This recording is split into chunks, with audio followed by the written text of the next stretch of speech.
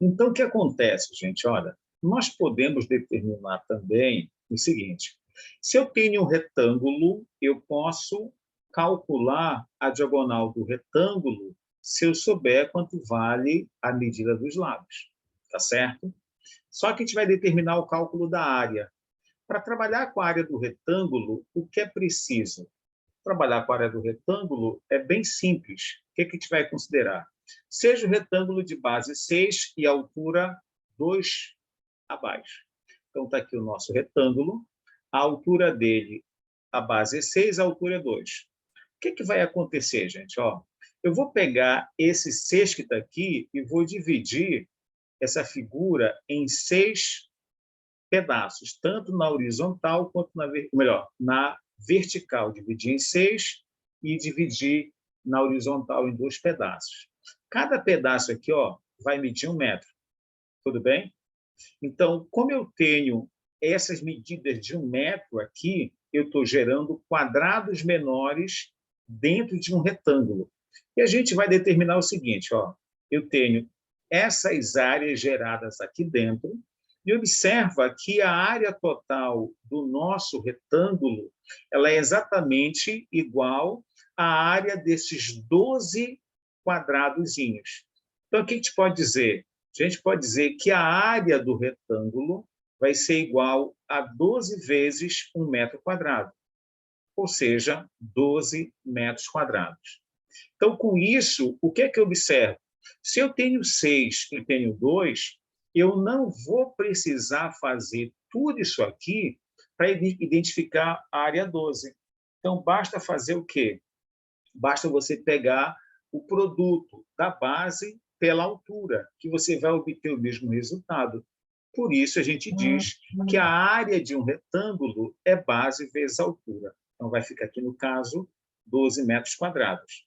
Tá ok? Então, sempre é por isso que a gente utiliza a base vezes a altura, por causa desse cálculozinho aqui. Com isso, o que é que você vai fazer? Você vai aplicar isso, gente, ó, sempre que você tiver uma figura retangular. Sempre, sempre, sempre. Tá bom? Agora vamos falar do paralelogramo. O que é o paralelogramo? Ele é o quadrilátero que tem os lados opostos e os ângulos opostos congruentes. Então, aqui nesse caso, considera essa figura aqui, ó. Então, eu tenho meu paralelogramo, certo? E eu vou precisar identificar quem? Quem é a base e quem é o perímetro, quem é o semiperímetro. Então, aqui nesse caso, para ser paralelogramo, eu vou ter que dizer que o lado AB é paralelo ao lado DC e que o lado AD é paralelo ao lado BC. Tá bom? E o que a gente tem? Que os ângulos opostos são congruentes. O ângulo A é congruente ao ângulo C e o ângulo B é congruente ao ângulo D. Então, aqui eu tenho, literalmente, a condição para que seja paralelogramo. Aí a gente vai determinar o perímetro. Então, o perímetro é a mesma relação que a gente utiliza para o retângulo. Então, vai nos dar A mais B mais C mais D, que é 2A mais 2B. E acha o semiperímetro, que é A mais B. Agora, observe bem. Eu preciso também trabalhar com o cálculo da área do meu paralelogramo, né? É claro que essa área, a gente sabe como é que calcula e por que que é esse cálculo. Por causa disso daqui, ó. Área do paralelogramo. Então, você vai considerar essa figura e o que que vai acontecer? Olha, eu vou pegar agora e vou gerar essa situação aqui, ó. Então, o que eu tenho... Opa! É isso aqui. É a mesma figura, certo? Então, eu tenho a minha altura.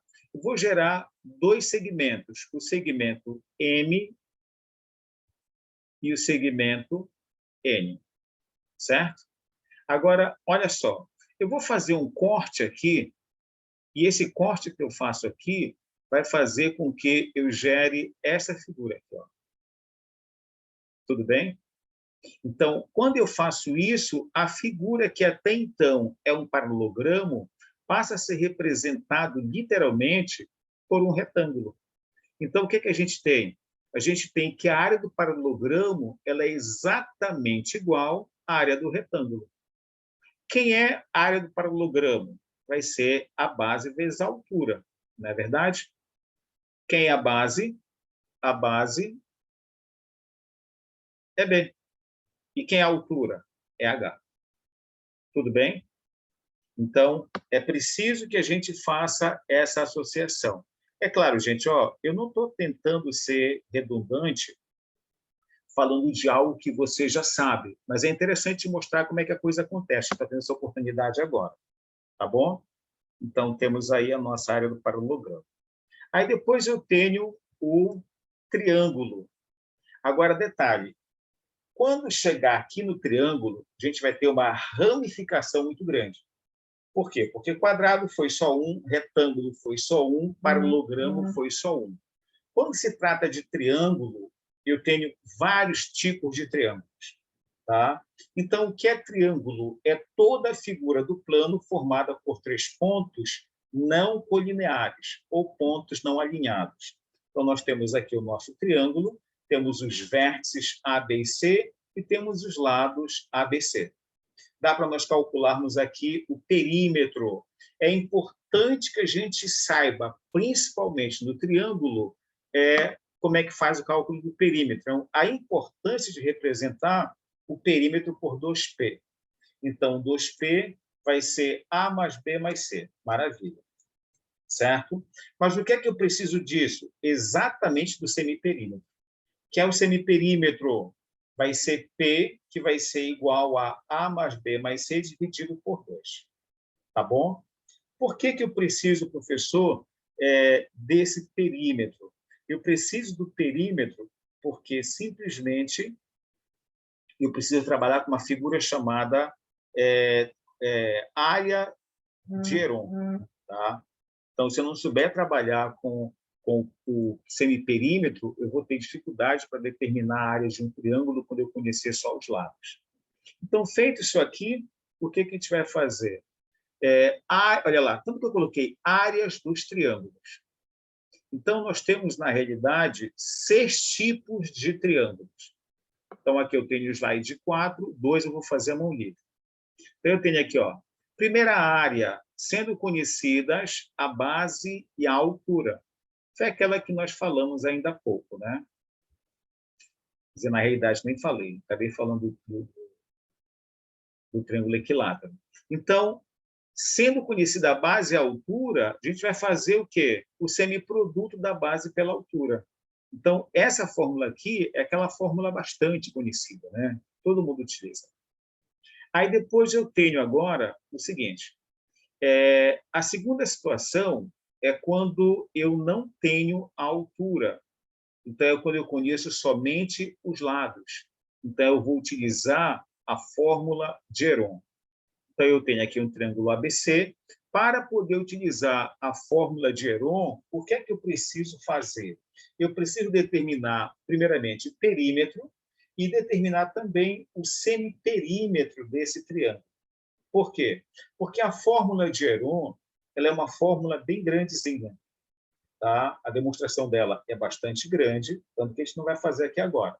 Mas eu digo o seguinte, é a raiz quadrada do produto entre o semiperímetro e o semiperímetro menos o primeiro lado, que é o lado A, o semiperímetro menos o segundo lado, que é o lado B, e o semiperímetro menos o terceiro lado, que é o lado C.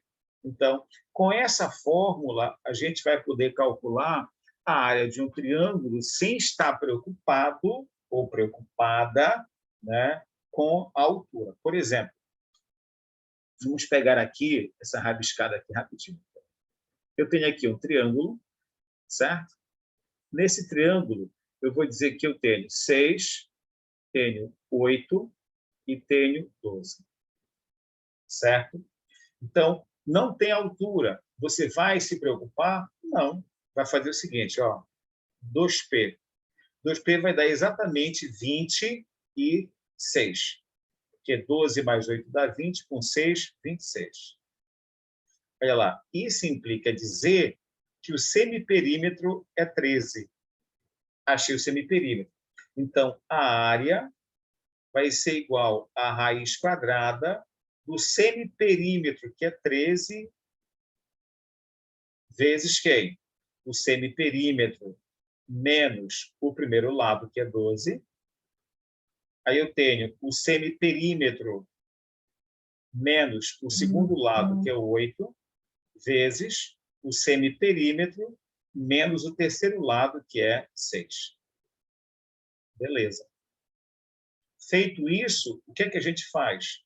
A área vai ser igual à raiz quadrada de 13 que multiplica 1. Multiplicado 13 vezes 13 menos 8 vai dar 5, multiplicado por 13 vezes 13 menos 7, ou 13 menos 6, que vai dar 7. Olha lá, gente. Infelizmente, para esse triângulo aqui, a área dele vai ficar em função de radical. Tá? Por quê? Porque todos os valores que apareceram aqui foram primos. Olha, 12 menos 1, 13 menos 1, ou 13 menos 12 dá 1, 13 menos 8 dá 5, e 13 menos 6 dá 7. Então, a área vai ser a raiz quadrada desse produto. Ok? Então, o que, que vai acontecer? Se você tiver uma máquina de calcular, você calcula o valor aproximado desse produto aqui. Tá bom? Então, vamos lá agora para o nosso próximo triângulo. O nosso próximo triângulo é quando eu conheço dois lados e um ângulo formado por eles, certo? O que é importante desse terceiro caso é que ele vai servir para resolver essa situação, quando eu tenho dois lados quaisquer, e quando eu tiver também um triângulo equilátero. Tá? Então, olha só. Nesse caso, eu tenho dois lados, certo? Dois lados, e um ângulo formado por eles. Dois lados e um ângulo formado por eles. Dois lados e um ângulo formado por eles. Então, nesse caso, gente, o que é que vai acontecer? Você vai determinar aqui, nesse caso, a altura.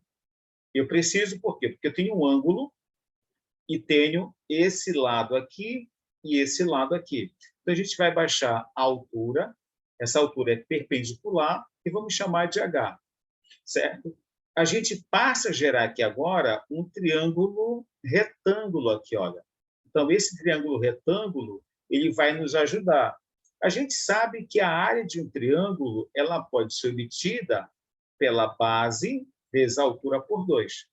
Então, a gente vai ter que calcular essa altura, tá bom? Para poder utilizar na fórmula aqui. Então, vai ficar o seguinte, ó.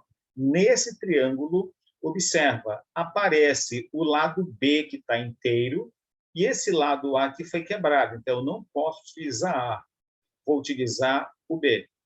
Então, eu tenho que a altura é um cateto que está inteiro, que eu conheço, H, e o B é a hipotenusa. Que relação trigonométrica envolve o cateto oposto e a hipotenusa? Você vai trabalhar com o seno. O seno de quem? De θ. E o que é seno? H sobre B. Você vai passar o B multiplicando e vai determinar o H em função do seno e do B, certo? Então, B vezes o seno de θ é o H.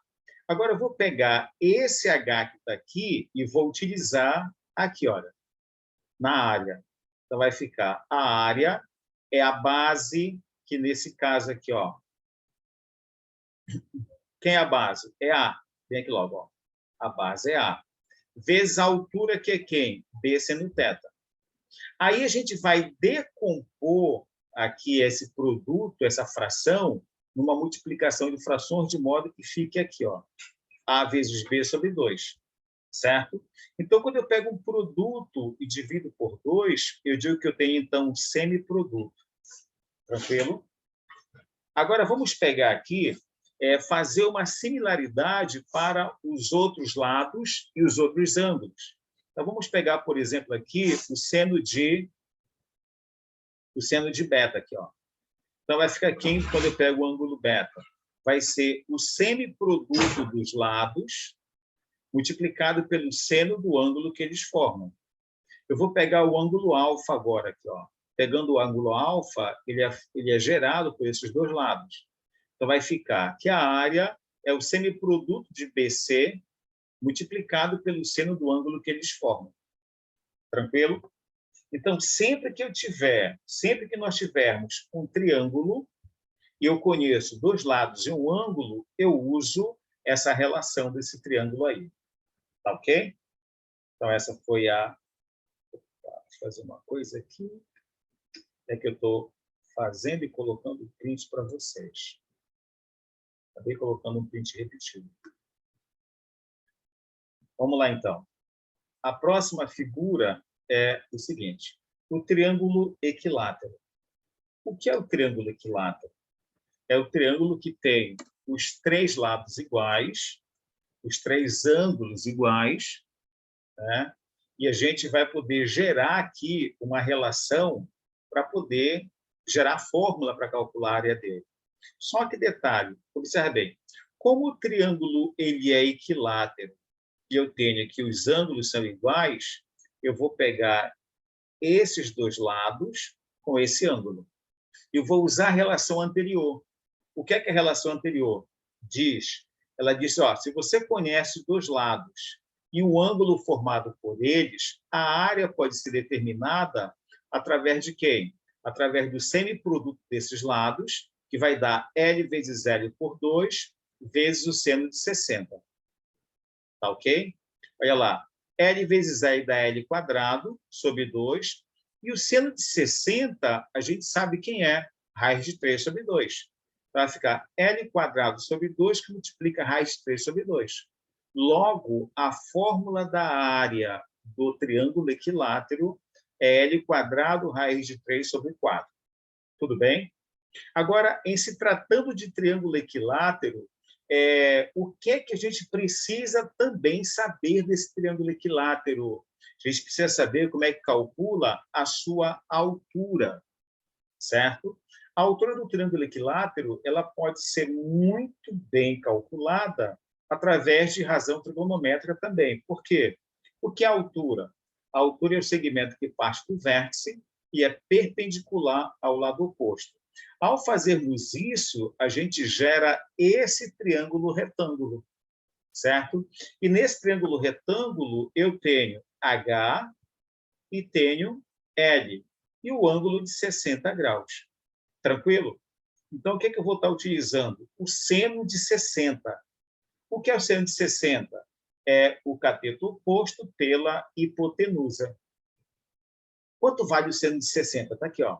Vale raiz de 3 sobre 2. Eu tenho raiz de 3 sobre 2 igual a H sobre L. Como eu quero calcular a altura, ela vai ser gerada em função do lado. Então, o L vai passar multiplicando e a altura do triângulo equilátero é sempre L raiz de 3 sobre 2. Observa que elas são bem parecidas, tá? Não vai te confundir. Bem parecidas mesmo. Aí, que outro elemento do triângulo equilátero a gente precisa, e até trabalhamos anteriormente, é o chamado apótema. O que é apótema? Apótema é o segmento que parte do centro e é perpendicular ao lado. Mas como é que eu determino o apótema no triângulo equilátero? O apótema no triângulo equilátero ele vai ser determinado quando eu pego e faço o seguinte, ó, vamos traçar aqui as medianas. Ao traçarmos as medianas, o que é que elas fazem? Olha lá, vou voltar de novo aqui. Observa que essa mediana é exatamente a altura, né? Então, as medianas elas vão se encontrar no centro do triângulo ou centro de gravidade, que também é chamado de baricentro, certo? E o que é que a gente vai ter? Que o apótema é exatamente esse pedaço. E o que é que a gente precisa entender? Que, nesse caso, esse apótema aqui, ele vai ser exatamente a metade desse pedaço aqui. Ó. O que é que a gente tem que lembrar? Vamos colocar aqui que o apótema, o A, ele vai ser igual a 1/3 da altura, sempre. Ele é 1/3 dessa altura. E a gente vai precisar dessa informação, tá?